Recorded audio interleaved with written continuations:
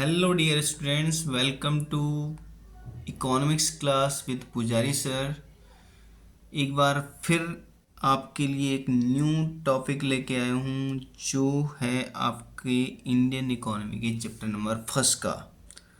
Topic का name है foreign trade, विदेशी व्यापार। किस टाइप का हम ट्रेडिंग करते थे या किस टाइप की ट्रेड पॉलिसी उस टाइम पे ब्रिटिश गवर्नमेंट यूज़ करती थी। देखो, हम किसके अकॉर्डिंग वर्क करते थे? ब्रिटेन के अकॉर्डिंग। ठीक है, तो सिंपल कॉन्सेप्ट होगा, British government is going to provide just only benefit to the Britishers. British government का मोटिव होगा कि केवल ब्रिटिश गवर्नमेंट को ज़्यादा बेनिफिट प्रोवाइड कराना। क्लियर? बहुत सिंपल कॉन्सेप्ट है। तो अब उसके जो रूल्स एंड रेगुलेशन होंगे वो कैसे होंगे कि केवल बेनिफिट हो तो ब्रिटिश गवर्नमेंट को। ओके, सो हम स्टार्ट कर रहे हैं इस टॉपिक को जिसका नाम है फॉरेन ट्रेड या विदेशी व्यापार। ठीक है, अब देखो इसमें दो चीज़ें आती हैं। पहले ट्रेड में कौन कौन सी चीज़ें आती हैं, व्यापार में क्या चीज़ें आती हैं? दो चीज़ें आती हैं जिसे हम कहते हैं, एक आता है एक्सपोर्ट और दूसरा आता है इंपोर्ट। ठीक है, जैसे ये इंडिया है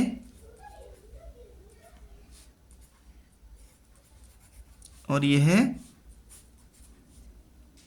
ब्रिटेन।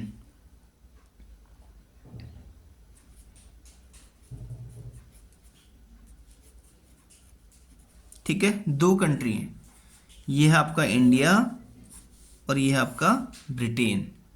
अब इंडिया इसको जब भेजेगा तो हम क्या कहेंगे? एक्सपोर्ट। एक्सपोर्ट कर रहा है, ये क्या कर रहा है? निर्यात इसे हम कहते हैं हिंदी में। ठीक है, अब दूसरी कंडीशन क्या है? यहां पे फिर से इंडिया है और ये है आपका ब्रिटेन। अब ये ब्रिटेन इसको भेज रहा है या ब्रिटेन से मंगा रहा है, तो हम इसे कहते हैं इंपोर्ट। ठीक है, इसे हम कहते हैं आयात। मीन्स अगर हम कोई चीज़ मंगाते हैं तो वो कहलाता है इंपोर्ट, अगर हम कोई चीज़ बेचते हैं तो उसे हम कहते हैं निर्यात, एक्सपोर्ट। क्लियर हो गया? फर्स्ट इसे समझ गया आप लोग। एंड नेक्स्ट, किस टाइप की ट्रेड पॉलिसी थी, किस टाइप की ट्रेडिंग हम करते थे, किस टाइप का हम व्यापार करते थे, किस टाइप के हम गुड्स को या जो सामान है उसे परचेज और सेल करते थे, क्या कंडीशन थी। फर्स्ट पॉइंट इसमें आता है नेट एक्सपोर्टर।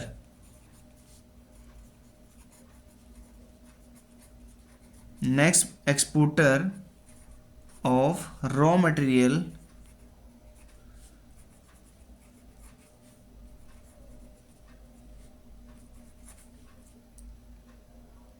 and importer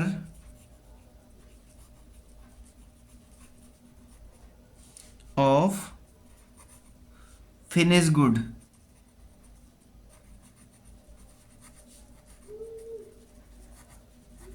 ठीक है, अब इसका मीनिंग क्या है? कच्चे माल, सॉरी,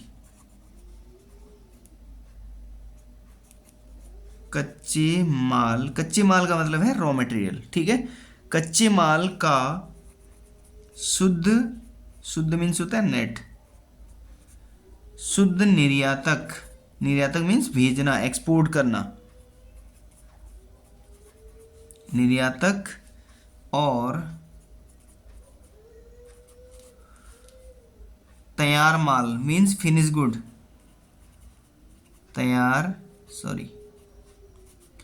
माल का आयातक मीन्स हमारा केवल उद्देश्य था ट्रेडिंग का मतलब कि कच्चे माल को यानी कि रॉ मटेरियल को ब्रिटेन को भेजना, ये एक्सपोर्ट करना रॉ मटेरियल को, और इंपोर्ट करना फिनिश गुड को।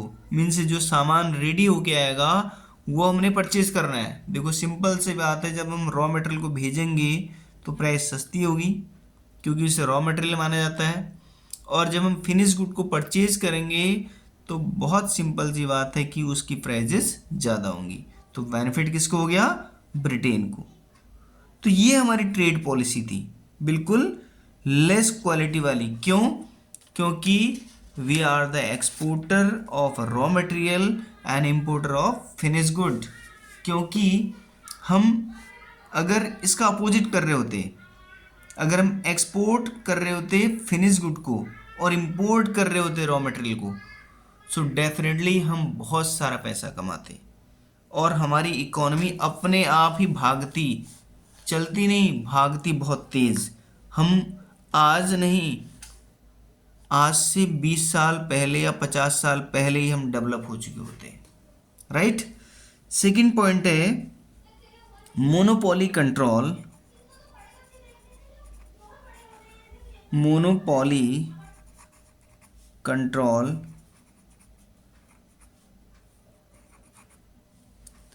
Of India's foreign trade.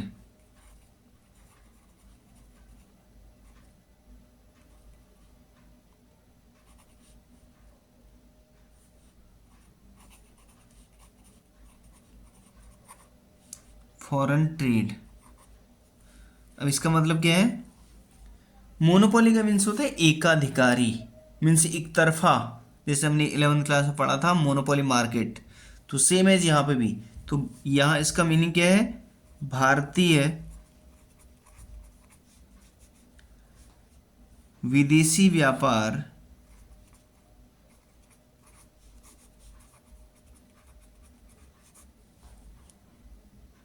पर ब्रिटेन का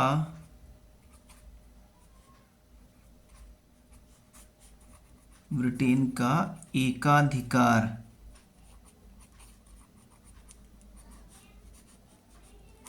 क्लियर? मीन्स मोनोपोली कंट्रोल एक तरफा। देखो ब्रिटिश, मैंने कहा अभी पहले कि ब्रिटिश रूल बनाएगी तो किसके लिए बनाएगी? अपनी कंट्री को बेनिफिट प्रोवाइड कराने के लिए।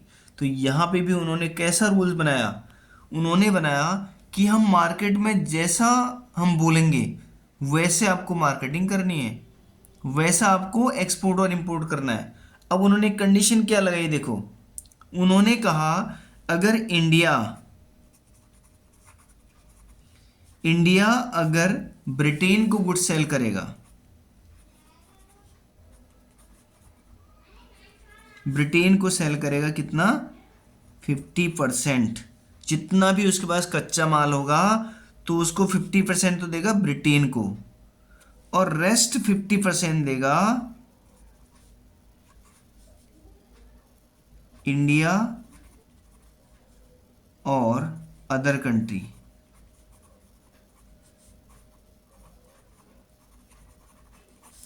इंडिया और अदर कंट्री मीन्स या तो भारत को उसको देगा 50%, ये मतलब भारतीय जो व्यापारी थे उनको देगा, या फिर जो अदर कंट्री हैं उनको देगा। अब चाहे हमें और कंट्री ज़्यादा पैसे देंगी तब भी हमने उसको केवल 50% में ही से देना है, और अपने इंडिया के बिजनेसमैन को ही 50% में से देना है, लेकिन 50% ब्रिटेन को जाना ही जाना है। This is the rule of the British. ऐसा रूल उन्होंने बनाया कि केवल ब्रिटेन को 50% तो जाना ही जाना है, रेस्ट 50% आप इंडिया के साथ किसी और कंट्री को दे दो तो हमें कोई इशू नहीं। लेकिन भैया जितना उगाओगे, जितना रॉ मटेरियल आप पैदा करोगे, जितना रॉ मटेरियल आप तैयार करोगे, जितना कच्चा माल आप तैयार करोगे, उस कच्चे माल का 50% किसको दोगे? ब्रिटिश गवर्नमेंट को दोगे या ब्रिटिश कंट्री को दोगे। Clear? Next third one and last, surplus trade. Surplus trade but only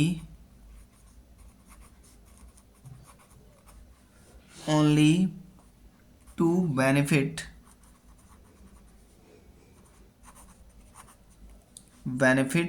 the Britishers.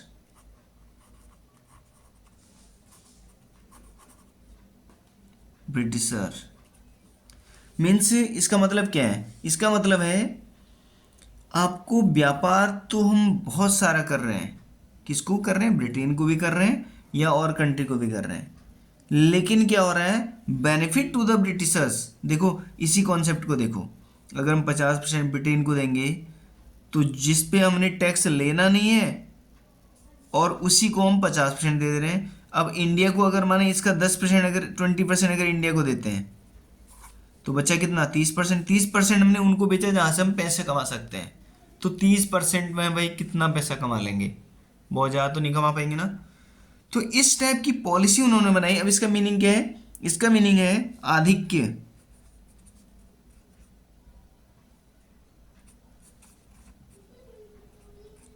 आधिक्य या इसे हम कह सकते हैं अतिरिक्त।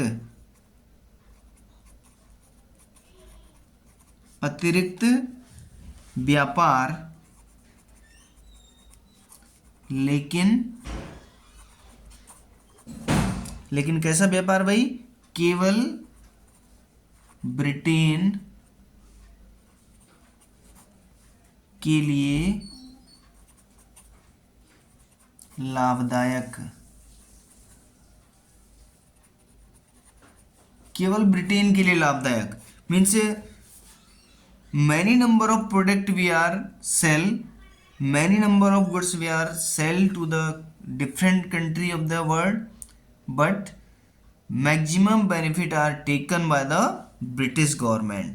सबसे ज़्यादा जो बेनिफिट लेगा वो कौन लेगा?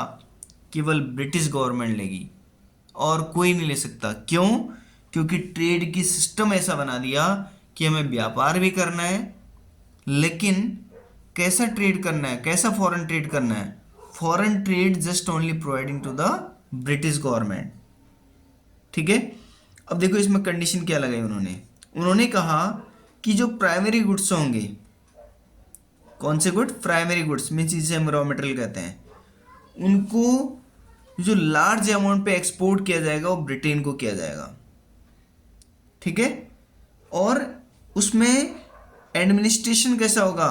ब्रिटिश गवर्नमेंट का एडमिनिस्ट्रेशन होगा। ठीक है। और उसमें टैक्सेस कैसे होंगे? अगर ब्रिटिश को जाएगा तो टैक्सेस नहीं होंगे, चाहे वो रॉ मटेरियल हो, और अगर अदर कंट्री को जाएगा तो टैक्सेस ज़्यादा रहेंगे भाई। अब इससे क्या होगा भाई? इससे देखो फॉरेन कंट्री के वो कंट्री लेना कम कर देंगे जो टैक्सेस ज़्यादा पे करेंगे, और इंडिया में अपने आप जब सेल करेंगे तो टैक्सेस उनसे लिया नहीं जा सकता। तो इस केस में क्या हुआ? उन्हें ब्रिटेन को ही सेल करना पड़ा, फार्मर्स को, और ब्रिटेन को सेल किया तो वहाँ से कुछ पैसे मिलने नहीं है, या मिलने हैं तो बहुत लेस अमाउंट पर मिलने हैं। So this is the trade policy of the British government. इस टाइप की ट्रेड पॉलिसी उन्होंने बनाई जिससे केवल बेनिफिट हुआ। तो किसे हुआ? ओनली ब्रिटिशर्स को। सो डियर स्टूडेंट्स, देखो अभी एग्ज़ाम बहुत नियर बाय आपके हैं, तो जितनी ज़्यादा कोशिश करोगे उतने अच्छे मार्क्स मिलने हैं। देखो मैं भी आपके लिए लगा पड़ा हूँ कि आप थोड़ा फ्री माइंड होके थोड़ा फ़ोन देखें, क्योंकि फ़ोन देखने में थोड़ा ज़्यादा मज़ा आता है, तो उसके अकॉर्डिंग आप ज़्यादा लर्न करेंगे। थोड़ा सा अटेंशन, देखो अटेंशन जाम होते हैं ना तो वहाँ लर्न करते हैं definitely. Clear? So please give your best. Good bye, take care.